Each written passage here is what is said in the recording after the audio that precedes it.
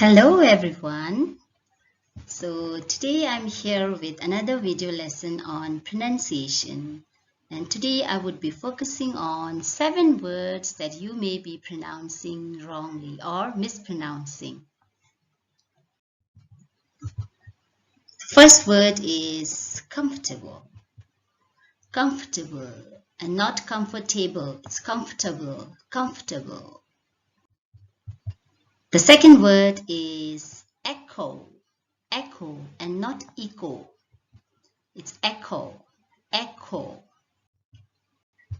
The third word is man, man, man. Men, M-E-N, men. It's like pen, men. The next one is the word that you often hear these days, right? It's quarantine, not quarantine. It's quarantine, quarantine, and not quarantine.